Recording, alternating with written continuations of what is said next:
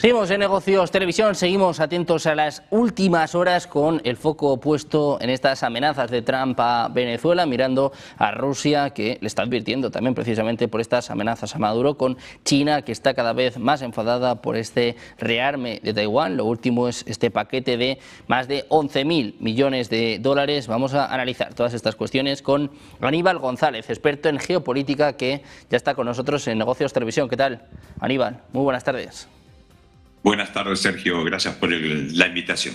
Encantados de tenerte por aquí en un día, bueno, pues con muchos frentes, con muchos asuntos. Mencionaba a China, a Venezuela, a Rusia. ¿Qué decir de Europa con esta reunión para ver qué va a pasar con los activos rusos, que todavía termina, o todavía parece que no da una conclusión? Aníbal, te quiero empezar preguntando por la situación en torno a Venezuela. Hoy hemos visto a Rusia advirtiendo, diciendo que la situación es alarmante. Ayer escuchábamos a Lavrov, escuchábamos a Wang Yi. Parece que Maduro empieza a no creerse ya las amenazas de Trump.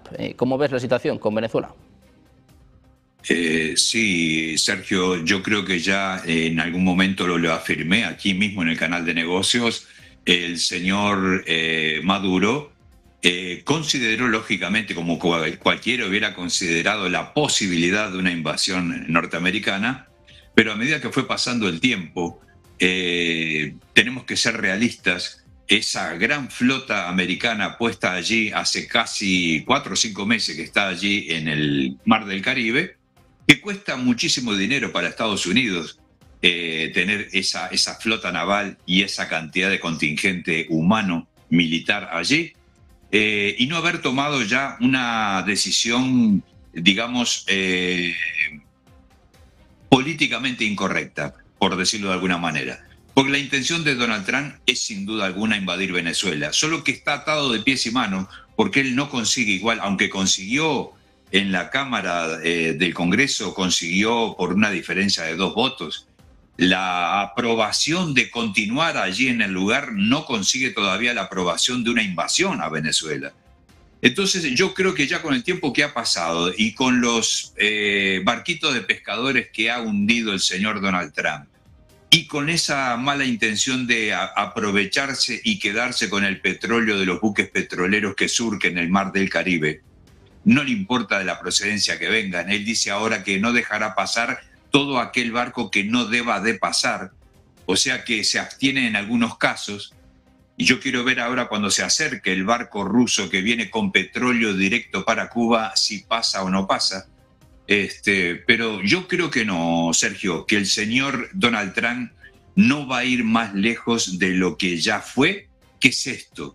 La intimación, el cerco marítimo a los buques venezolanos. Eso sí va a ocurrir, mas es una guerra de cansancio, por decirlo de alguna manera, para ver si consigue una vez entrar en la psiquis de Maduro para que Maduro se vaya, y Maduro ya le respondió. Ya lo dijo anteriormente y lo dijo ahora en estos días, de que no se rendirá ante el intento de invasión norteamericano y que se quedará en Venezuela a enfrentar lo que sea.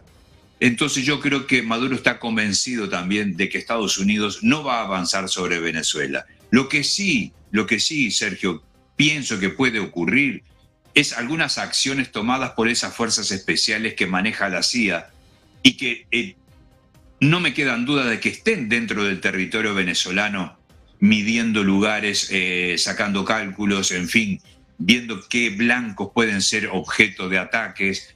Eso no tengo dudas de que pueda ocurrir algo así, pero invasión directamente, yo creo que no, que estamos muy lejos de eso, Sergio. Tú, por favor. Bueno, pues a la espera de ver qué sucede, a la espera de ver qué decide Donald Trump, tanto Rusia como China se empiezan a posicionar. Hoy hemos escuchado también a Lula, hemos escuchado al presidente brasileño, ayer escuchamos a Claudia Sheinbaum, un Donald Trump que, bueno, ya no solo está atado por lo que pasa en Estados Unidos, sino que cada vez escucha o enfrenta más desafíos, ¿no? Hemos visto a muchos líderes mundiales, también líderes incluso regionales, que están advirtiendo a Trump, bueno, pues básicamente para intentar quitarle esta idea de la cabeza. Totalmente, Sergio. El mundo todo prácticamente lo está gritando, lo está diciendo de todas maneras, está cometiendo un error. De hecho, ya se lo han aclarado perfectamente de que se le puede presentar una segunda Vietnam para Estados Unidos. Y no creo, yo sinceramente te lo digo, la población norteamericana no pretende ni quiere entrar en guerra con un país sudamericano, y menos con Venezuela. Y también yo creo que Donald Trump ya debe haber escuchado, no de la boca de Marco Rubio, sino de algún otro personaje dentro del propio gobierno de Donald Trump, de la administración de Donald Trump, de que puede haber grandes riesgos de entrar y no poder llegar a un objetivo clásico para que él se pueda llamar ganador en este enfrentamiento con Venezuela. Más que él está todavía detrás de ese premio de la paz o de hombre de la paz, quedaría lógicamente como un agresor y nada menos que en su propio patio trasero, Sergio. Bueno, pues pendientes de lo que decida Donald Trump, pendientes de lo que pase con Venezuela, el foco está puesto también en Rusia. Hoy, bueno, pues hemos asistido a un nuevo capítulo. Hoy se hablaba de que 3 guardias habían entrado en Estonia, en un momento en el que hay un serio debate en Europa. Si te parece, empezamos con esto. Aníbal, ¿cómo ves estas informaciones que apuntan a que Rusia habría entrado en territorio de la OTAN, en el caso de hoy en Estonia? No le prestaría realmente buena importancia alguna. Siempre va a haber una acusación de este tipo, como la vez pasada, un avión que estaba, digamos, vigilando la frontera rusa. Ellos dijeron que había entrado en el territorio de Estonia y de Letonia. No, son simples acusaciones para poder poner a fermentar todo esto un poco más, pero no pasa de eso, Sergio. No hay que prestarle importancia, es distracción prácticamente ante todo esto que está ocurriendo, lo que se está moviendo, mismo con Zelensky, las declaraciones de Zelensky, lo que se está esperando de la Unión Europea en cuanto a ese préstamo y robo del dinero ruso, en fin, son solo ruido de nueces, nada más. En este sentido, ayer al que escuchábamos, al que sí que hay que tomarse en serio, es al presidente ruso, Vladimir Putin, que llamaba cerditos a los líderes europeos. Escuchábamos también al ministro de Defensa, Andrei Belousov, que decía que la OTAN se prepara para una guerra de cara al año 2030. Aníbal, ¿cómo interpretas estos mensajes? Porque parece que la paciencia rusa empieza a agotarse. Totalmente, Sergio. Lo dijo bien claro Putin el otro día cuando lo dijo con palabras muy directas. Si si Europa pretende entrar en guerra contra Rusia, Rusia está pronta. No tiene ningún problema para enfrentarse con Europa. Solo que Europa tiene que entender que un enfrentamiento con Rusia, que ni piensen que va a ser cerca de lo que se está mostrando en Ucrania. Eso es lo que le tiene que interesar, escuchar, oír muy bien Europa. De momento parece que son sordos, que son tan estúpidos que ignoran todo tipo de advertencia. Aquí el problema es intentar bloquear o quedarse con el dinero ruso para que Rusia no lo pueda usar o para que Estados Unidos determine que ese dinero sea usado en otro lugar como en Estados Unidos y no dentro de Europa. Ellos quieren ese dinero. Quieren morderlo de cualquier manera. Solo que se presentan hoy 7 naciones de la Unión Europea que se están negando a esa posibilidad.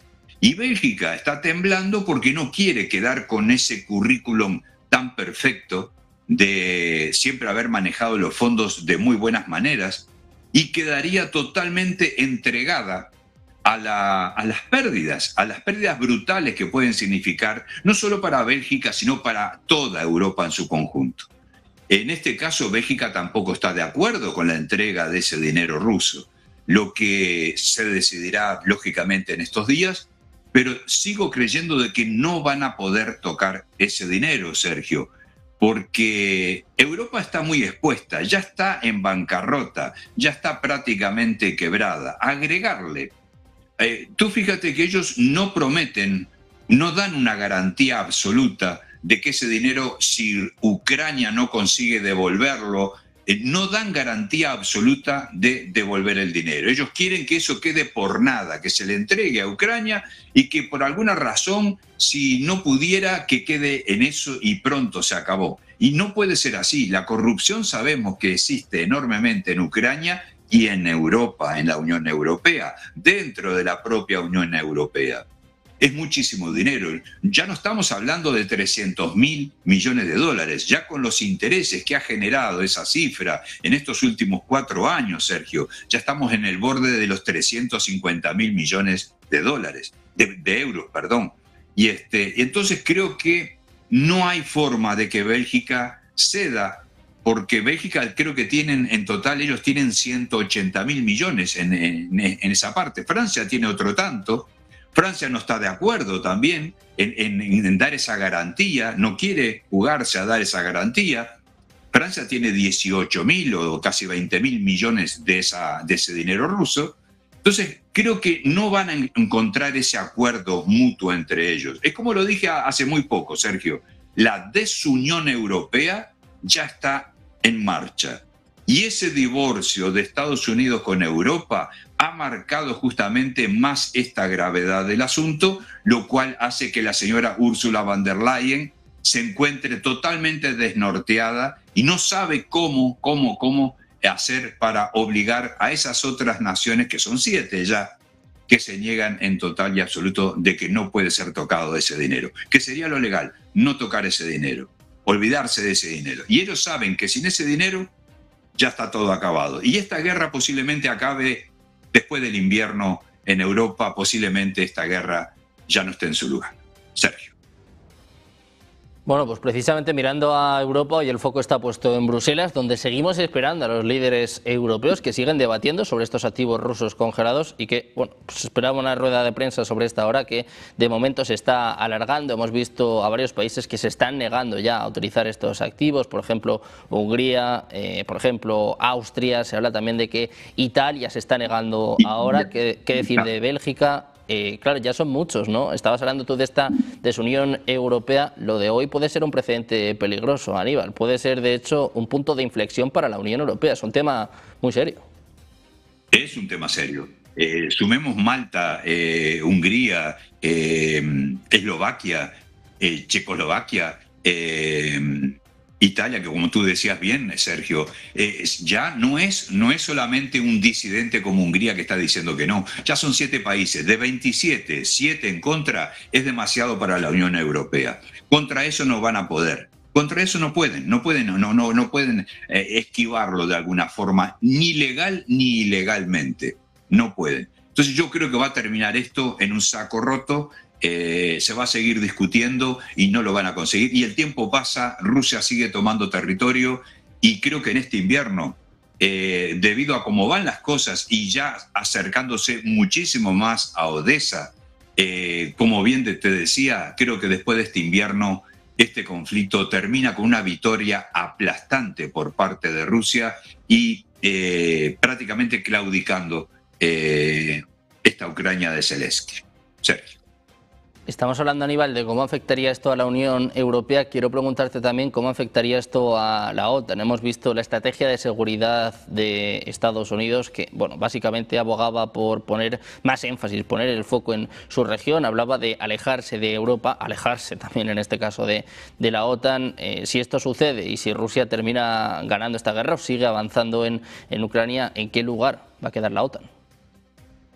Sergio, yo creo que por debajo de la mesa, en alguna forma, se está negociando una separación total de la OTAN, o sea, de Estados Unidos, de la OTAN, de la conformación de la OTAN europea. Yo creo que por debajo de la mesa se está negociando algo por el estilo y que va a quedar una casi OTAN sin Estados Unidos, que sabemos que no lleva a nada, no sirve absolutamente para nada, porque Europa sin Estados Unidos no conseguiría hacer absolutamente nada. Entonces creo que la OTAN está en este momento dando manotazos de ahogado, por decirlo de alguna manera. Ha fracasado en todos los intentos que tuvo dentro del territorio ucraniano, ha fracasado en las sanciones y en en los ataques, sea mediáticos o fuera de la media, a Rusia en su general, con esa rusofobia. Ha fracasado en todo. Y este señor Mark está totalmente desubicado, desorientado. Él suelta palabras que sabe que él no puede ni siquiera apostar a lo que está diciendo. Una posible guerra en el 2030, ellos decían en el 2027, 2028, tenemos que estar prontos para la guerra. ¿Prontos con qué? ¿Con qué? ¿Enfrentar a Rusia con qué?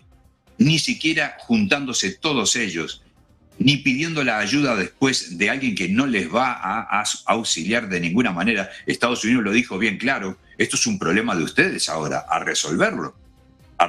Y ellos están haciendo esto justamente con el dinero de Rusia. Es una forma también de atacar a Estados Unidos, porque Donald Trump lo que pretendía era que parte de ese dinero de Rusia fuera usado en inversiones dentro de Estados Unidos y otra parte en Ucrania. Lo que lógicamente, yo te lo dije la otra vez, Sergio, Rusia no iba a estar de acuerdo, nunca iba a apoyar, porque eso es perder soberanía y dignidad también, no solamente dentro de la economía rusa, sino también en la parte política. Ese dinero es exclusivamente del pueblo ruso, intocable por ningún gobierno, por ninguna nación, por ningún país. De ocurrir, Rusia va a tomar medidas tan duras que esa cajita de Pandora que yo a veces nombro muy seguido, esa cajita de Pandora que Europa insiste en abrir, cuidado con Europa ahora, ¿eh? Cuidado, porque Putin, como tú lo bien dijiste, se está cansando. Él está escuchando, pero todo tiene un límite. Dentro de la política y fuera de la política, por abajo de la mesa, como sea, Putin ya está llegando a su límite máximo. Y lo está mostrando con los últimos ataques que les ha dado de lleno, y no perdonó la vida de esos militares oficiales de la OTAN que estaban dentro del territorio ucraniano. Entonces, creo que esto se define, creo que por la fuerza, lamentablemente, y con la ganancia de Rusia en este conflicto para finales de este invierno, Sergio.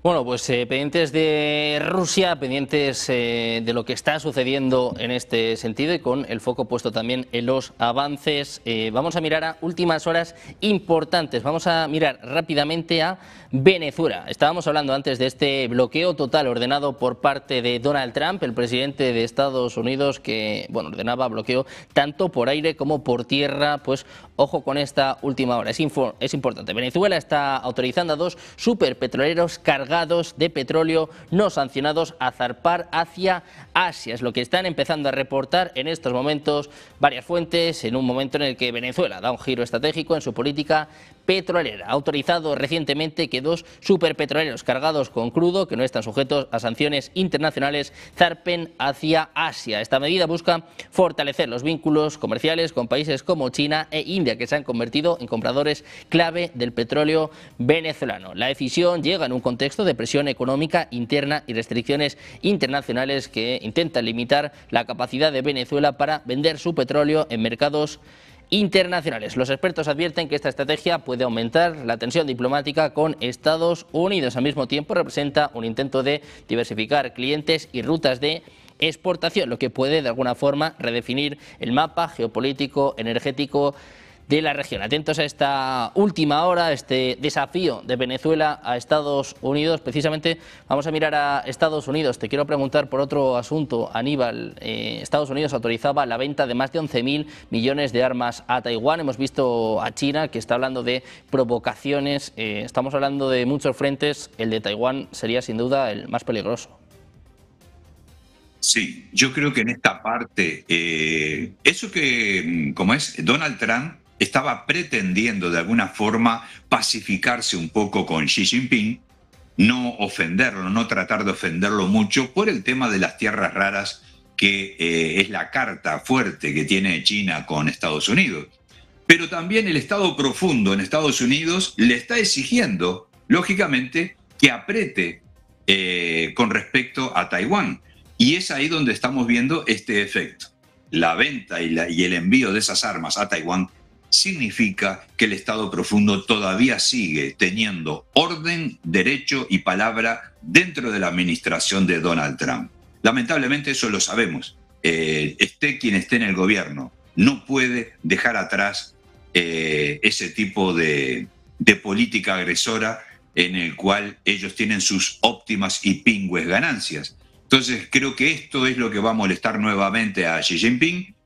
Advirtió inclusive, Xi Jinping ya había advertido a Donald Trump con respecto a Taiwán, y esto puede traernos alguna novedad con respecto nuevamente a estos tratados últimos con respecto a las tierras raras de China hacia Estados Unidos y otros complementos como la compra de la soya de Estados Unidos. Eso también puede entrar nuevamente en negociación porque Estados Unidos no cumple con esa parte de respetar la soberanía de China, y el continuo envío de armamento a Taiwán, eso vuelve a revolver lamentablemente esa discordia entre Taiwán y su propia tierra chinesa. Entonces creo que en este caso fue un error haber aceptado ahora inmediatamente haber hecho esto, muy por encima de las negociaciones recientes que tuvo Donald Trump con Xi Jinping, y creo que esto va a traer cola, sin lugar a dudas, Sergio, va a traer cola. Bueno, pues pendientes de lo que suceda con Taiwán, como ven, con muchos frentes abiertos en lo que refiere a la geopolítica. Aníbal, muchas gracias por analizar con nosotros todos ellos. Un placer contar contigo por aquí. Muchas gracias. Buen día. Gracias a ti, Sergio. Buenas tardes para todos. Buenas noches.